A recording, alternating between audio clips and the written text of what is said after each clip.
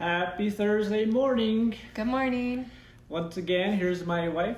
I think we've established that she'll join us for the duration of the Psalm study, which I'm super excited about. Oh, yeah, it's exciting. I'm really excited too. Yep, super awesome. So today we're going to hop right into it again. Today is Psalm 3.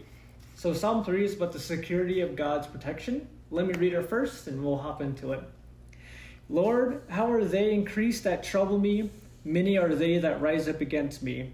Many there be which say of my soul, there is no help for him in God. But thou, O Lord, art a shield for me, my glory, and the lifter up of my head. I cried to the Lord with my voice, and he heard me out of his holy hill. I laid me down and slept. I awakened, for the Lord sustained me. I will not be afraid of 10,000s of people that have set themselves against me round about. Arise, O Lord, save me, O my God. For thou hast smitten all my enemies upon the cheekbone. Thou hast broken the teeth of the ungodly. Salvation belongeth unto the Lord. Thy blessing is upon thy people. Now this psalm has an awesome origins. So David is the author of most of the psalms, and sometimes you can actually tie a psalm to an event that happened earlier in the Bible. So Psalm 3 is tied to 2 Samuel chapter 15, where David's son Absalom conspired over 4 years to turn a whole conspiracy to where he turned everyone against King David.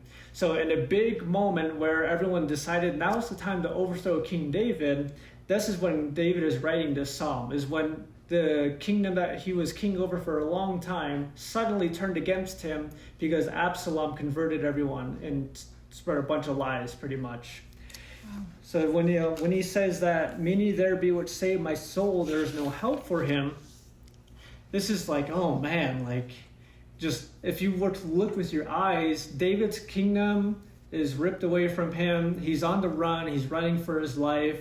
He doesn't have his military force to defend him or anything. And yeah, like if things don't go good, he's going to die. And that's pretty intense. But you go down to verse 6 and David says, I will not be afraid of 10,000s of people.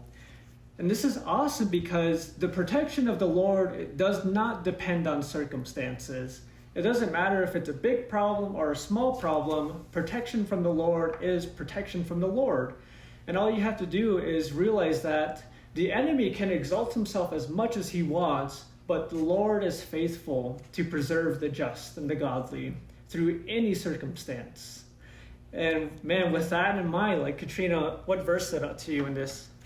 Yeah, I really like even the last verse and the verse you were talking about, but it's like people can say there's no help for, in God, but actually there is. Yeah. And in the end, in verse 8, it says salvation belongs unto the Lord and his blessing is upon his people, Selah. And Selah means pause and think about it. It's like a deep meditative verse. But the fact that salvation and like deliverance and being protected and set free from the enemies, that belongs to the Lord. So it doesn't belong to the enemies or to your own kind of decision too. But it's like God, the salvation belongs to the Lord. So he can set people free no matter how many tens of thousands are coming against you. So it's like, wow. And thy blessing, meaning his blessing is upon thy people, his people. And the blessing is, I don't think we all know the full extent of what the blessing of the Lord really looks like. So much, yeah. Yeah. But it's like a big deal. It's not just like bless you after you sneeze and stuff, God bless you, which that's sweet and that there is power when it is a meaningful statement, but it's not just at that level, but the blessing of the Lord, it says that the blessing of the Lord makes you rich and he adds no sorrow with it.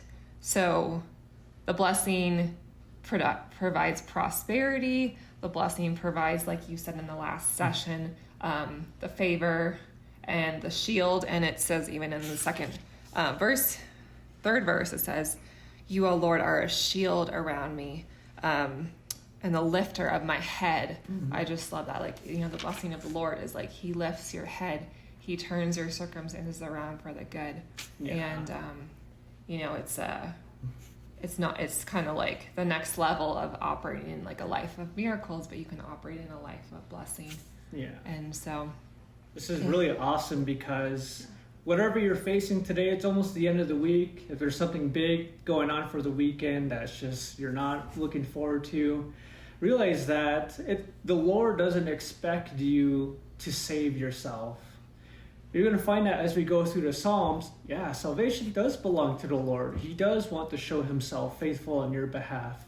Yeah. And so with that, take the burden off of yourself to deliver yourself.